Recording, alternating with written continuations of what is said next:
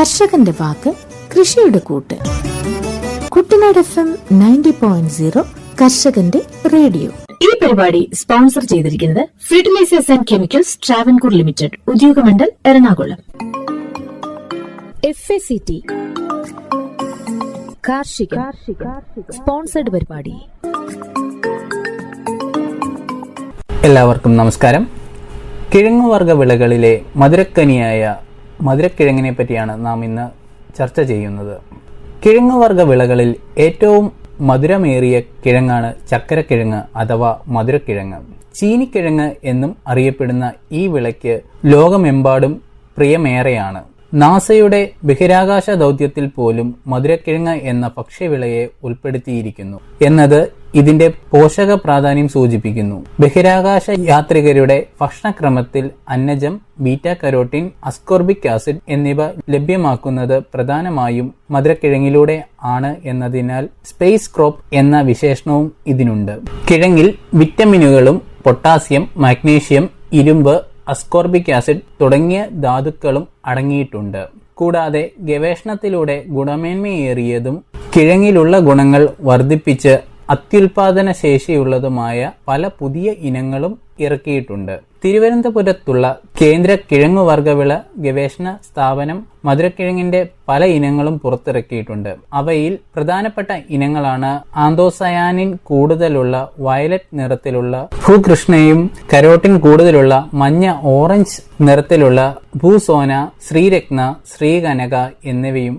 ഇവ കൂടാതെ വിളവ് കൂടുതലും കേരളത്തിലെ കാലാവസ്ഥയോട് യോജിക്കുന്നതുമായ ഇനങ്ങളാണ് ശ്രീ അരുൺ, ശ്രീ വരുൺ, ശ്രീ ഭദ്ര, ശ്രീ വർദ്ധിനി, ശ്രീ നന്ദിനി എന്നിവ. ഇവയുടെ വിള ദൈർഘ്യം കേരളത്തിലെ നാടൻ ഇനമായ കാഞ്ഞങ്ങാട് ഇനത്തെക്കാളും കുറവാണ് എന്ന മേന്മയുമുണ്ട്. കൺവോൾവുലേസിയെ കുടുംബാംഗമായ ചീനിക്കിഴങ്ങിന്റെ ശാസ്ത്രീയ നാമം ഐപ്പോമിയ ബറ്റാറ്റസ് എന്നാണ്. പച്ചക്കറിയായി ഉപയോഗിക്കുന്ന നിത്യവഴുതനയും ഔഷധ സസ്യമായി പേരുകേട്ട തിരുതാളിയും പടർന്നു വളർന്ന ഉദ്യാന സസ്യമായ മോർണിംഗ് ഗ്ലോറിയുമെല്ലാം അടങ്ങുന്ന കുടുംബമാണ് ഇത്. കിഴങ്ങിന്റെ ഉപയോഗം കൂടാതെ മധുരക്കിഴങ്ങിന്റെ ചില വകഭേദങ്ങളിൽ ആകർഷകമായ ഇലകളും പൂക്കളും കാണപ്പെടുന്നതിനാൽ അലങ്കാര ചെടിയുമായും ഉപയോഗിക്കുന്നവയും ഈ കുടുംബത്തിലുണ്ട്. മധുരക്കിഴങ്ങ് ഒരു മിതശീതോഷ്ണ മേഖലാ വിളയാണ്. 75 മുതൽ 150 സെന്റിമീറ്റർ വരെ മഴ ലഭിക്കുന്ന പ്രദേശങ്ങളിൽ കൃഷി ചെയ്യാം. സൂര്യപ്രകാശം നല്ലപോലെ വേണ്ട ഒരു വിളയാണിത്. മധുരക്കിഴങ്ങിന്റെ വിളവിന് കാലാവസ്ഥ കാര്യമായി സ്വാധീനിക്കും. ചൂടുള്ള പകലും തണുപ്പുള്ള രാത്രികളുമാണ് കിഴങ്ങ് വളർച്ചയ്ക്ക് സഹായിക്കുന്നത്. നല്ല നീർവാർച്ചയുള്ള മണ്ണും കിഴങ്ങ് വളർച്ചയ്ക്ക് അത്യാവശ്യമാണ്. കേരളത്തിലെ കാലാവസ്ഥയിൽ മികച്ച വിളവിന് അനുയോജ്യം സെപ്റ്റംബർ, ഒക്ടോബർ മാസങ്ങളിൽ വള്ളികൾ നടാവുന്നതാണ്. നടീൽ രീതി. മധുരക്കിഴങ്ങിന്റെ വള്ളികളാണ് നടീൽ വസ്തുവായി ഉപയോഗിക്കുന്നത്. തവാരണങ്ങളിൽ കിഴങ്ങ് നട്ട് അതിൽ നിന്ന് ഉണ്ടാകുന്ന വള്ളികളാണ് പ്രധാന നിലത്തിലേക്ക് നടുന്നത്. കിഴങ്ങിൽ നിന്നും പെട്ടെന്ന് വള്ളികൾ മുളപൊട്ടി വളരാൻ ഒരു എളുപ്പമാർഗമുണ്ട്. അതിനായി ഇവയുടെ കിഴങ്ങ് വെള്ളത്തിൽ മുക്കി വെച്ചാൽ മതിയാവും. ഇങ്ങനെ വെച്ചിരിക്കുന്ന കിഴങ്ങിന് ധാരാളം ചിനപ്പുകൾ ഉണ്ടാവാറുണ്ട്. ഇങ്ങനെ മുളച്ച് വള്ളികളോട് കൂടിയ കിഴങ്ങിന് പിന്നീട് മണ്ണിലേക്ക് മാറ്റി നട്ട് നമുക്കാവശ്യമുള്ള അത്രയും വള്ളികൾ ഉണ്ടാക്കാൻ ഉപയോഗിക്കാം.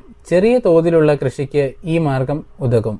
ഏകദേശം 20 to 25 സെന്റിമീറ്റർ നീളമുള്ള വള്ളിക്കഷ്ണങ്ങളാണ് നടീലിന് വേണ്ടത്. 2 അടി അകലത്തിൽ ഉദ്ദേശം 2 അടി വീതിയിലുള്ള വരമ്പുകൾ ഉണ്ടാക്കി നടാവുന്നതാണ്. നടുമ്പോൾ വള്ളികൾ തമ്മിൽ 15 മുതൽ 20 സെന്റിമീറ്റർ ഇടയകലം ഉണ്ടായിരിക്കണം. മറ്റൊരു കിഴങ്ങുവിളയായ മരച്ചീനി അഥവാ കപ്പ നടുന്നത് പോലെ കൂന കൂട്ടി അതിന്റെ മുകളിൽ 3 മുതൽ 4 വള്ളികൾ വീതവും നടാവുന്നതാണ്. ഇങ്ങനെ എടുക്കുന്ന കൂനകൾ തമ്മിൽ 75 സെന്റിമീറ്റർ അകലം നൽകാം. വള്ളികൾ നടുന്ന രീതിയും പ്രധാനപ്പെട്ടതാണ്. ഇലകൾ മാറ്റിയ വള്ളി കഷ്ണങ്ങൾ നടുഭാഗം മണ്ണിൽ കുഴിച്ചു വെച്ച് 2 അറ്റങ്ങളും മണ്ണിന് പുറത്തേക്ക് നിൽക്കുന്ന രീതിയിൽ നടുകയാണ് വേണ്ടത്. നട്ടതിന് ശേഷം നന്നായി നനച്ചു കൊടുക്കണം. ചെറിയ തോതിൽ പുതയിടുന്നതും ഗുണം ചെയ്യും. മണ്ണിൽ ജലാംശം തീരെ ഇല്ലെങ്കിൽ വള്ളികൾ പിടിച്ചു കിട്ടാൻ ബുദ്ധിമുട്ടായിരിക്കും. മധുരക്കിഴങ്ങ് കൃഷിയിൽ നീർവാർച്ചാ സൗകര്യം പ്രധാനപ്പെട്ടതാണ്. മഴക്കാലത്ത് വെള്ളം കെട്ടിനിന്ന് വള്ളികൾ ചീഞ്ഞു പോകാതിരിക്കാൻ ചാലുകൾ കീറി നീർവാർച്ച ഉറപ്പാക്കണം.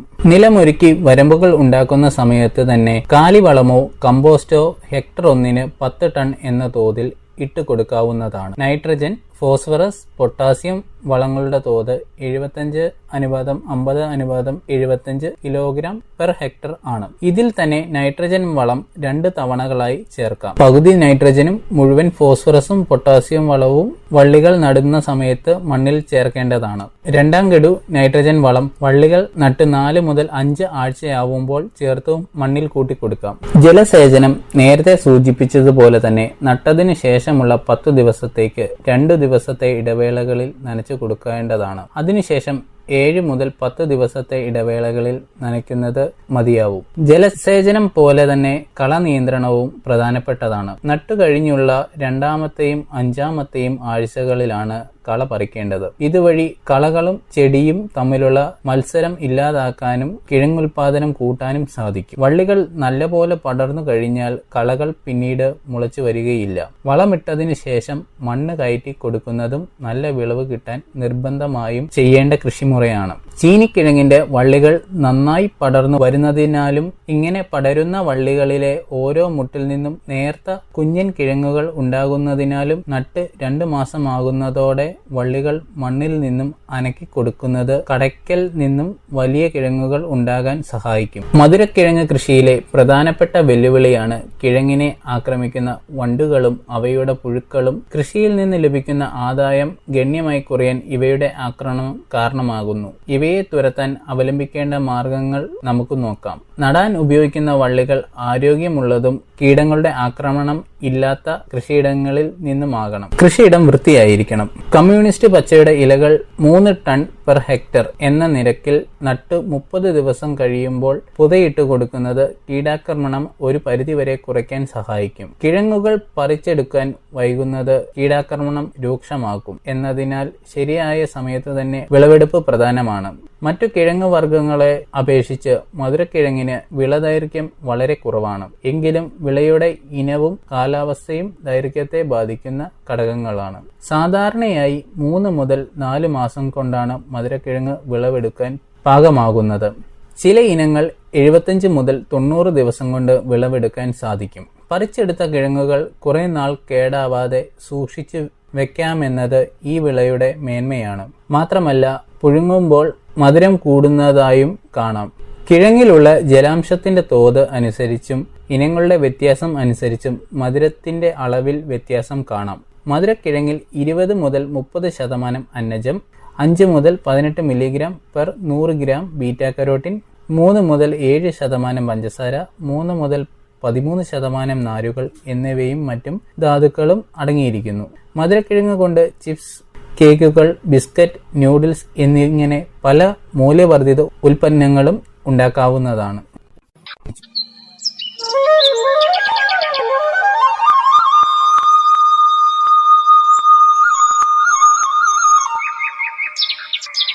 ഈ പരിപാടി നിങ്ങൾക്കായി അവതരിപ്പിക്കുന്നത് SCCT ഉദ്യോഗമണ്ഡൽ എറണാകുളം. അടുത്തതായി നെല്ലിന്റെ പ്രധാന കതിർ രോഗങ്ങളെ പറ്റി പരിചയപ്പെടാം.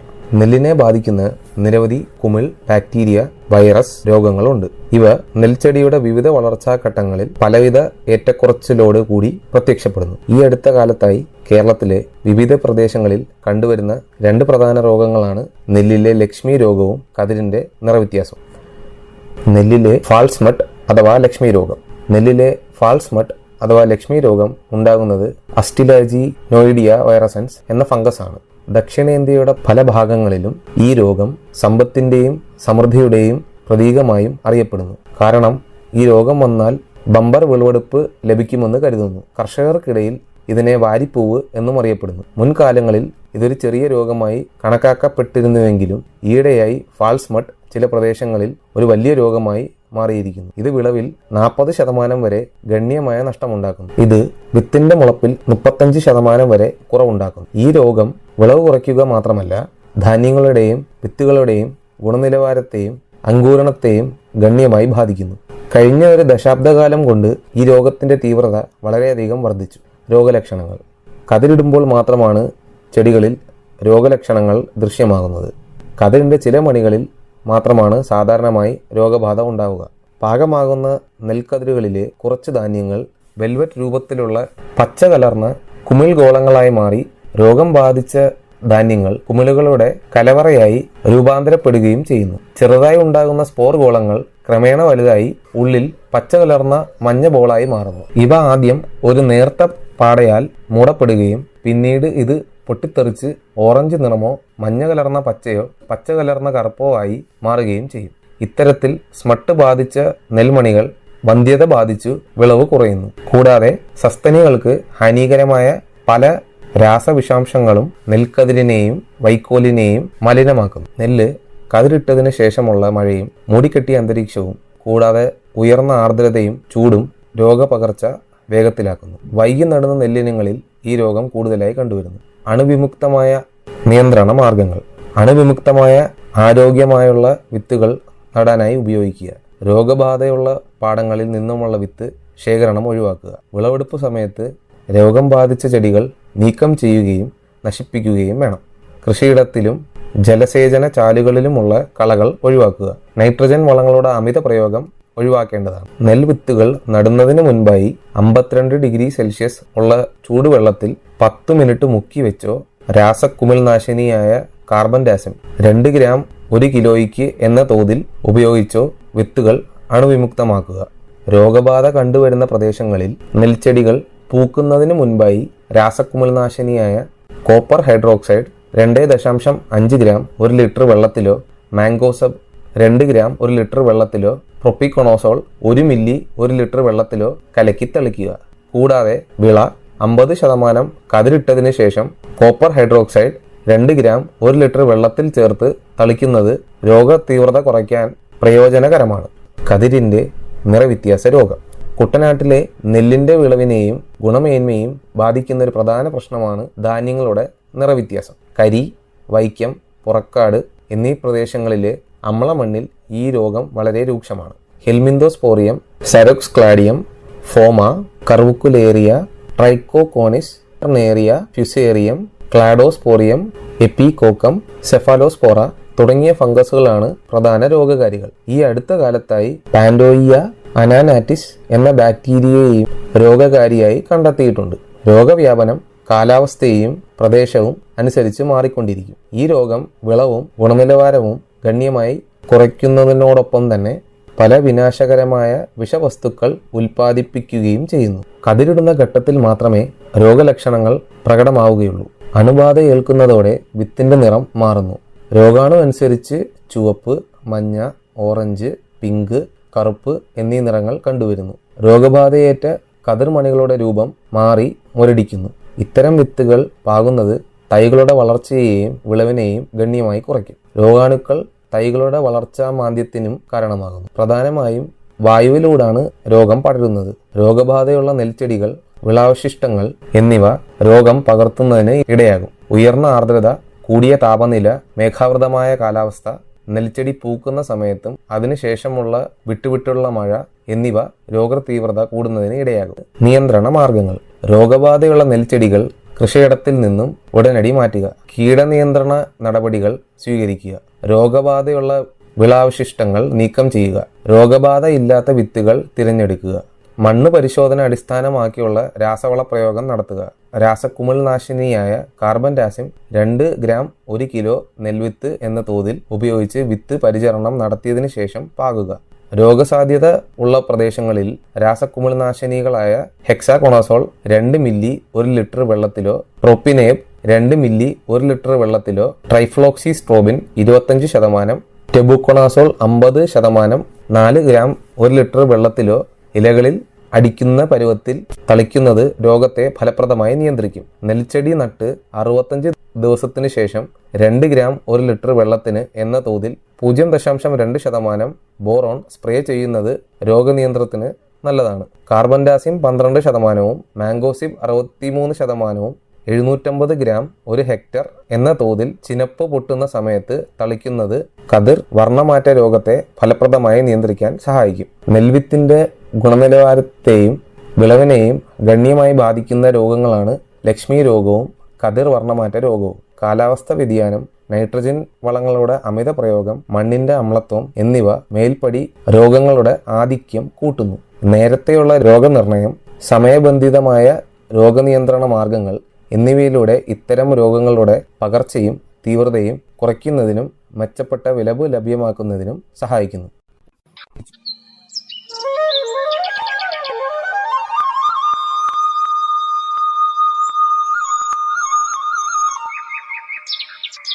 ഈ പരിപാടി നിങ്ങൾക്കായി അവതരിപ്പിക്കുന്നത് SCCT ഉദ്യോഗമണ്ഡൽ എറണാകുളം. നമോ ഡ്രോൺ ദീദി പദ്ധതി department of agriculture and farmers welfare, department of rural development, ministry of fertiliser എന്നിവയുൾപ്പെടെയുള്ള പ്രധാന സർക്കാർ വകുപ്പുകൾ സഹകരിച്ച് രൂപകൽപ്പന ചെയ്ത ഒരു കേന്ദ്രമേഖലാ പദ്ധതിയാണ് നമോ ഡ്രോൺ ദീദി പദ്ധതി. നാനോ വളങ്ങളുടെയും കീടനാശിനികളുടെയും കൃത്യമായ സ്പ്രേ ചെയ്യുന്നതിനായി കാർഷിക മേഖലയിൽ ഡ്രോണുകളുടെ ഉപയോഗം പ്രോത്സാഹിപ്പിക്കുന്നതിന് സ്ത്രീകളുടെ പങ്കാളിത്തത്തിനും മുഖ്യധാര കൃഷിയിൽ അവരുടെ സുസ്ഥിരമായ പങ്കാളിത്തത്തിനും ഊന്നൽ നൽകാനാണ് ഈ സംരംഭം ലക്ഷ്യമിടുന്നത്. പദ്ധതികളുടെ പ്രധാന ഹൈലൈറ്റുകൾ ഇവയാണ്: department of agriculture and farmers welfare, ഗ്രാമവികസന വകുപ്പ്, രാസവള വകുപ്പ്, NRLM, ലീഡ് ഫെർട്ടിലൈസർ കമ്പനികൾ എന്നിവയുടെ കീഴിൽ പ്രമോട്ട് ചെയ്യപ്പെടുന്ന വനിതാ സ്വയം സഹായ സംഘങ്ങളുടെ വിഭവങ്ങളും പരിശ്രമങ്ങളും സംയോജിപ്പിച്ച് സമഗ്രമായ ഇടപെടലുകൾ പദ്ധതി നിർദ്ദേശിക്കുന്നു. കാർഷിക സേവനങ്ങൾ നൽകുന്നതിന് NRLMന് കീഴിൽ ഗ്രാമപ്രദേശങ്ങളിലെ ഏരിയ അല്ലെങ്കിൽ ക്ലസ്റ്റർ SHG ഗ്രൂപ്പുകൾ എന്നിവയുടെ ശരിയായ തിരഞ്ഞെടുപ്പിനെ ആശ്രയിച്ചാണ് പദ്ധതിയുടെ നടത്തിപ്പ്. അങ്ങനെ ഡ്രോൺ സേവനങ്ങൾക്കായുള്ള അവരുടെ ഭാഗത്തെ കർഷകരിൽ നിന്നുള്ള ആവശ്യമനുസരിച്ച് പ്രദേശം അല്ലെങ്കിൽ ക്ലസ്റ്റർ തിരഞ്ഞെടുക്കുന്നതിനായി വിലയിരുത്തപ്പെടും. അത് സ്വയം സഹായ സംഘങ്ങളെ തിരഞ്ഞെടുക്കുന്നതിനുള്ള അടിസ്ഥാനമായി മാറും. സംസ്ഥാന കൃഷി വകുപ്പ്, സംസ്ഥാന mission directorate of NRLM, LFC, ICAR പ്രതിനിധികൾ എന്നിവരടങ്ങുന്ന സംസ്ഥാന തലത്തിലുള്ള കമ്മിറ്റി ഡ്രോണുകൾ നൽകുന്നതിനായുള്ള തിരിച്ചറിഞ്ഞ ക്ലസ്റ്ററുകളിലെ സംസ്ഥാനങ്ങളിലെ NRLM പ്രകാരമുള്ള പുരോഗമന വനിതാ സ്വയം സഹായ സംഘങ്ങളെ തിരഞ്ഞെടുക്കും. ഡ്രോൺ പൈലറ്റിന് വനിതാ SHG അംഗങ്ങളെ തിരഞ്ഞെടുക്കൽ, ഡ്രോൺ അസിസ്റ്റന്റ് പരിശീലനം എന്നിവ സമിതിയുടെ ഉത്തരവാദിത്തമാണ്. ജില്ല തിരിച്ചുള്ള ഡ്രോൺ ഉപയോഗം, ലഭ്യത, നിലവിലുള്ള വിടവ് എന്നിവയുടെ വിലയിരുത്തൽ, ഭാവി ആവശ്യകതകൾ തിരിച്ചറിയൽ, തിരഞ്ഞെടുത്ത വനിതാ SHGക്ക് LFC കീടനാശിനി കമ്പനികളുമായി ഏകോപിപ്പിച്ച് ബിസിനസ് നൽകൽ ഉറപ്പാക്കൽ എന്നിവയാണ് മറ്റു സവിശേഷതകൾ. യോഗ്യരായ വനിതാ സ്വയം സഹായ സംഘങ്ങളിലെ അംഗങ്ങളിൽ നിന്നും ഒരാളെ 15 ദിവസത്തെ പരിശീലനത്തിനായി തിരഞ്ഞെടുക്കും. അതിൽ 5 ദിവസത്തെ നിർബന്ധിത ഡ്രോൺ പൈലറ്റ് പരിശീലനവും കാർഷിക ആവശ്യത്തിനായും കീടനാശിനി പ്രയോഗത്തിനും വേണ്ടി അധിക 10 ദിവസത്തെ പരിശീലനവും ഉൾപ്പെടുന്നു. NRLMന് കീഴിൽ SHGയിലെ മറ്റ് അംഗങ്ങൾക്ക് ഇലക്ട്രിക്കൽ സാധനങ്ങളുടെ അറ്റകുറ്റപ്പണികൾ, ഫിറ്റിംഗ്, മെക്കാനിക്കൽ ജോലികൾ എന്നിവ ഏറ്റെടുക്കാൻ താൽപ്പര്യമുള്ളവർക്ക് ഡ്രോൺ സഹായിയായി പരിശീലനം നൽകും. തിരിച്ചറിഞ്ഞ സ്വയം സഹായ സംഘങ്ങൾക്ക് NRLM പ്രകാരം ഡ്രോണുകൾ വാങ്ങുന്നതിനുള്ള സാമ്പത്തിക സഹായവും വായ്പയും നൽകും. NRLMന് കീഴിൽ SHGകൾ ഡ്രോണുകൾ വാങ്ങുന്നതിനും റിപ്പയർ ചെയ്യുന്നതിനും ഡ്രോണുകളുടെ പരിപാലനത്തിനും ഡ്രോൺ കമ്പനികൾ മുഖേന നേരിടേണ്ടി വരുന്ന ബുദ്ധിമുട്ടുകൾ കണക്കിലെടുത്ത് LFCകൾ ഡ്രോൺ നിർമ്മാണ കമ്പനികൾക്കും SHGക്കും ഇടയിൽ ഒരു പാലമായി പ്രവർത്തിക്കും.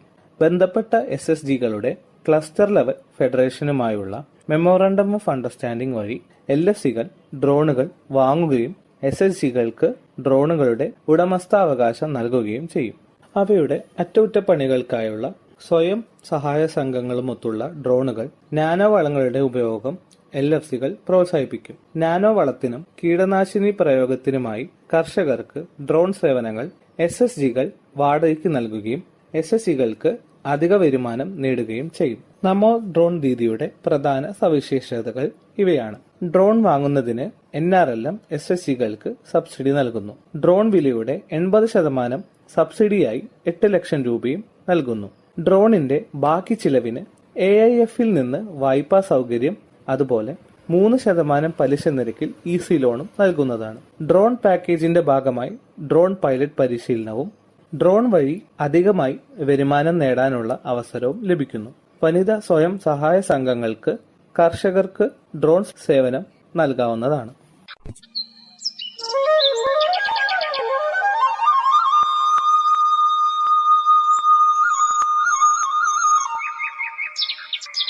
ഈ പരിപാടി നിങ്ങൾക്കായി അവതരിപ്പിക്കുന്നത് FACT ഉദ്യോഗമണ്ഡൽ എറണാകുളം. അടുത്തതായി FACTയിൽ നിന്ന് കർഷകർക്ക് ലഭിക്കുന്ന രാസവളങ്ങളും അതുപോലെ ജൈവവളങ്ങളെയും പറ്റി പരിചയപ്പെടാം. Bharat NPK 20-20-013 Factamfos. ഫാക്ടിന്റെ സ്വന്തം ഉൽപ്പന്നമായ ഫാക്ടം ഫോഴ്സ് ഇപ്പോൾ അതേ ഇരട്ട ആന ബ്രാൻഡ് ചിഹ്നത്തിൽ ഫാക്ടിൽ നിന്ന് ഭാരത് NPK 20-20-013 ആയി ലഭിക്കുന്നതാണ്. 5 പതിറ്റാണ്ടിലേറെയായി അതേ ഗുണമേന്മയിൽ കൊച്ചിയിലെ അമ്പലമേട് ഉദ്യോഗമണ്ഡലിൽ വളം നിർമ്മാണശാലയിൽ നിന്ന് ഈ ഉൽപ്പന്നം നിർമ്മിച്ചുകൊണ്ടിരിക്കുന്നു. 60% അമോണിയം സൾഫേറ്റിന്റെയും 40% അമോണിയം ഫോസ്ഫേറ്റിന്റെയും രാസ സംയോജനമായ ഈ ഉൽപ്പന്നം സസ്യങ്ങളുടെ വളർച്ചയ്ക്ക് ആവശ്യമായ നൈട്രജൻ, ഫോസ്ഫറസ് എന്നീ 2 പ്രധാന പോഷകങ്ങൾ 20% വീതം നൽകുന്നു. കൂടാതെ ഇന്ത്യൻ മണ്ണിൽ നിർണായക മൂലകമായ സൾഫറും 13% വീതം ഇതിൽ അടങ്ങിയിട്ടുണ്ട്. ഇത് ഗുണനിലവാരവും വിളവ് മെച്ചപ്പെടുത്തുന്നതിനും സഹായകരമാകുന്നു. നൈട്രജനും ഫോസ്ഫറസും രാസപരമായി കലർന്നതിനാൽ സമീകൃത പോഷണവും ഉപയോഗക്ഷമതയും വർദ്ധിക്കും. ഉൽപ്പന്നത്തിൽ ലഭ്യമാകുന്ന നൈട്രജൻ മൂലകം അമോണിയക്കൽ രൂപത്തിനായതിനാൽ ബാഷ്പീകരണം വഴി ഉണ്ടാകുന്ന പോഷകനഷ്ടം കുറയ്ക്കുകയും ഫോസ്ഫറസ് മൂലകം വെള്ളത്തിൽ ലയിക്കുന്നതിനാൽ വേരുകൾക്ക് പോഷകങ്ങൾ എളുപ്പത്തിൽ ആഗീകരണം ചെയ്യുവാനും സാധിക്കുന്നു. ഫാക്ടം ഫോഴ്സ് അടിവളമായും മേൽവളമായും ഉപയോഗിക്കാം. Bharat NPK 20-5-00-23 fact ammonium sulphate ഇപ്പോൾ അതേ ഇരട്ട ആന ബ്രാൻഡ് ചിഹ്നത്തിൽ FACTയിൽ നിന്ന് ഭാരത് NPK 20-5-00-23 എന്ന പേരിൽ ലഭ്യമാണ്. 6 പതിറ്റാണ്ടിലേറെയായി FACTയുടെ അതേ ഗുണമേന്മയിൽ കൊച്ചിയിലെ ഉദ്യോഗമണ്ഡലിൽ നിന്നാണ് ഈ ഉൽപ്പന്നം നിർമ്മിച്ചുകൊണ്ടിരിക്കുന്നത്. ഈ ഉൽപ്പന്നത്തിൽ 20.5% നൈട്രജനും 23% സൾഫറും അടങ്ങിയിരിക്കുന്നു. നൈട്രജനും സൾഫറും ചേർന്ന രാസമിശ്രിതമായ ഈ ഉൽപ്പന്നം ചെടികൾക്ക് ലഭിക്കുന്ന പോഷകങ്ങളുടെ കാര്യക്ഷമത വർദ്ധിപ്പിക്കാൻ സഹായിക്കുന്നു. വളത്തിൽ അടങ്ങിയിരിക്കുന്ന സൾഫർ മൂലകം വിളകളുടെ വിളവും ഗുണമേന്മ വർദ്ധിപ്പിക്കുന്നതിനും സഹായിക്കും. കൂടാതെ സൾഫർ കീടങ്ങളെയും രോഗങ്ങളെയും വിളകളെ ബാധിക്കാതെ പ്രതിരോധിക്കുന്നു. നെല്ല്, വാഴ, കരിമ്പ്, പച്ചക്കറികൾ, കാപ്പി, തേയില, കുരുമുളക് തുടങ്ങിയ തോട്ടവിളകൾക്ക് അനുയോജ്യമായ വളമാണ് ഈ ഉൽപ്പന്നം. ഭാരത് NPK 20.5-00-23 വസ്തുതയിൽ അടങ്ങിയിരിക്കുന്ന നൈട്രജൻ അമോണിയക്കൽ രൂപത്തിനായതിനാൽ മണ്ണിൽ നിന്ന് ഒലിച്ചു പോകാതെയും ബാഷ്പീകരണം കുറയ്ക്കുകയും ചെയ്യുന്നു. അമോണിയം സൾഫേറ്റ് ഈർപ്പം ആഗീകരണം ചെയ്യുന്നില്ല, ആയതിനാൽ പോഷകങ്ങൾ നഷ്ടപ്പെടുന്നില്ല. ഭാരത് NPK 15-15-15 FACT NPK 15-15-15 എന്ന അളവിൽ നൈട്രജൻ, ഫോസ്ഫറസ്, പൊട്ടാസ്യം എന്നീ 3 പ്രധാന പോഷകങ്ങൾ 15% വീതം തുല്യ അളവിൽ അടങ്ങിയിരിക്കുന്നു. NPK 15-15-15ന്റെ പ്രയോഗം മൂലം വിളകളുടെ വളർച്ച, വേര് വികസനം, മെച്ചപ്പെട്ട വിളവ് എന്നിവ വർദ്ധിപ്പിക്കുന്നു. നൈട്രജൻ വിളകളുടെ വളർച്ചയ്ക്കും ഫോസ്ഫറസ് വേരുകളുടെ വികസനം വർദ്ധിപ്പിക്കുവാനും പൊട്ടാസ്യം രോഗപ്രതിരോധത്തിനും വളർച്ചയെ പ്രോത്സാഹിപ്പിക്കുന്നതിനും സഹായിക്കുന്നു. കൂടാതെ 3 പോഷകങ്ങളും മൊത്തത്തിലുള്ള വളർച്ചയ്ക്ക് വിളവ് ഉറപ്പിക്കുന്നതിനും പ്രധാന പങ്ക് വഹിക്കുന്നു. ഈ വളങ്ങൾ ചെറിയ കൃഷിയിടങ്ങളിൽ അല്ലെങ്കിൽ അടുക്കള തോട്ടങ്ങൾക്ക് അനുയോജ്യമാണ്. ഈ വളം ഫാക്ട് സ്ഥാപനത്തിന്റെ ഇരട്ട ആനമുദ്രയിൽ കർഷകർക്ക് വിതരണം ചെയ്യപ്പെടുന്നു. FACTയിൽ നിന്നും ഭാരത് MOP. FACT MOPയിൽ 60% പൊട്ടാഷ് അടങ്ങിയിട്ടുണ്ട്. ചെടികളുടെ വളർച്ചയ്ക്ക് ആവശ്യമായ പ്രധാന പോഷകങ്ങളിൽ ഒന്നാണ് പൊട്ടാഷ്. കീടങ്ങൾക്കും രോഗങ്ങൾക്കും എതിരെയുള്ള പ്രതിരോധം വർദ്ധിപ്പിക്കാനും നൈട്രജൻ വളങ്ങളുടെ അമിതമായ ഉപയോഗത്തിൽ നിന്ന് ഉണ്ടാകുന്ന അസന്തുലിത അവസ്ഥ പരിഹരിക്കാനും വരൾച്ചയിൽ നിന്ന് വിളകളെ സംരക്ഷിക്കാനും പൊട്ടാഷ് സഹായിക്കുന്നു. ധാന്യങ്ങളുടെ വലിപ്പവും വിളവിന്റെ ഗുണനിലവാരവും വർദ്ധിപ്പിക്കാൻ പൊട്ടാസ്യം സഹായിക്കുന്നു. നിലക്കടല, സൂര്യകാന്തി തുടങ്ങിയ എണ്ണക്കുരുക്കളിൽ എണ്ണയുടെ അളവ് വർദ്ധിപ്പിക്കാൻ പൊട്ടാസ്യം സഹായിക്കുന്നു. പൊട്ടാഷ് വളം ഫാക്ട് സ്ഥാപനത്തിന്റെ ഇരട്ട ആനമുദ്രയിൽ കർഷകർക്ക് വിതരണം ചെയ്യപ്പെടുന്നു.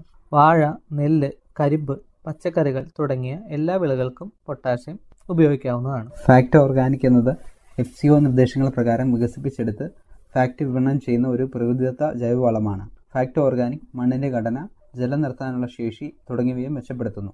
ഈ ജൈവവളത്തിൽ 12% ഓർഗാനിക് കാർബണും ചെറിയ അളവിൽ NPKയും അടങ്ങിയിരിക്കുന്നു. ഇതുകൂടാതെ കാൽസ്യം, മഗ്നീഷ്യം, സൾഫർ മൂലകങ്ങളും കൂടാതെ ഇരുമ്പ്, സിങ്ക്, ബോറോൺ തുടങ്ങിയ സൂക്ഷ്മ പോഷകങ്ങളും ചെറിയ അളവിൽ നൽകുന്നു. ഫാക്ട് ഓർഗാനിക് എല്ലാ മണ്ണിലും, എല്ലാ വിളകളിലും, എല്ലാ സീസണിലും പ്രയോഗിക്കാവുന്നതാണ്.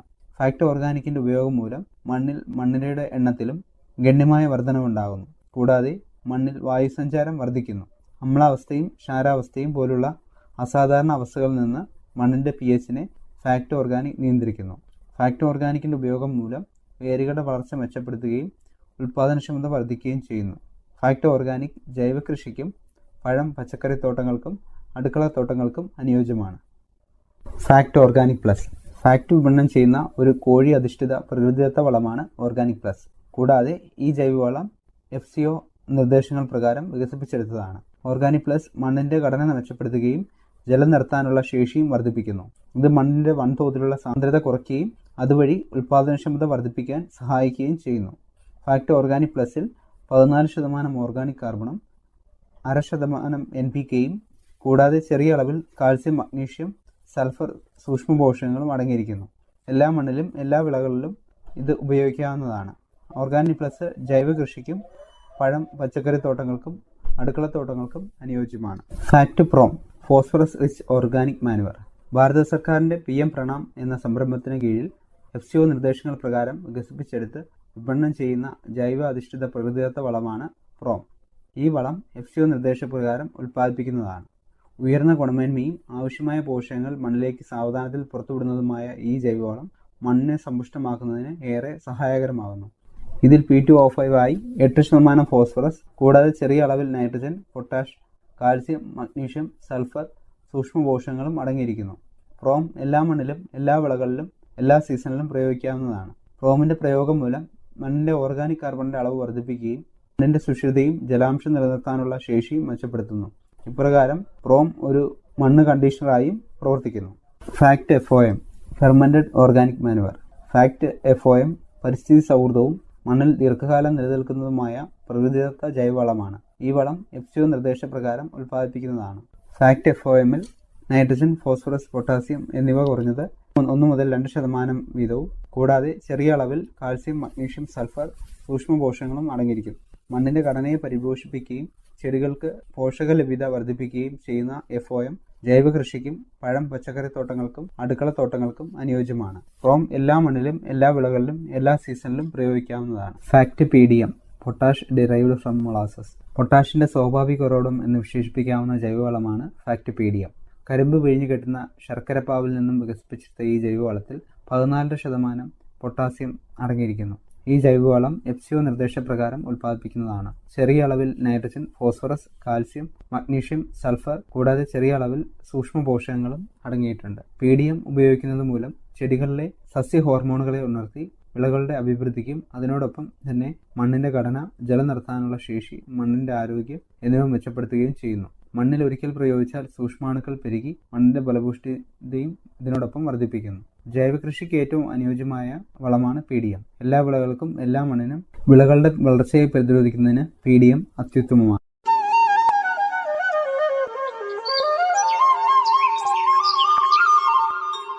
ഈ പരിപാടി നിങ്ങൾക്കായി അവതരിപ്പിച്ചത് FECT ഉദ്യോഗമണ്ഡൽ എറണാകുളം. വീണ്ടും അടുത്തയാഴ്ച ഇതേ സമയം. എല്ലാ പ്രിയപ്പെട്ട ശ്രോതാക്കൾക്കും നമസ്കാരം. FECT കാർഷിക സ്പോൺസർഡ് പരിപാടി.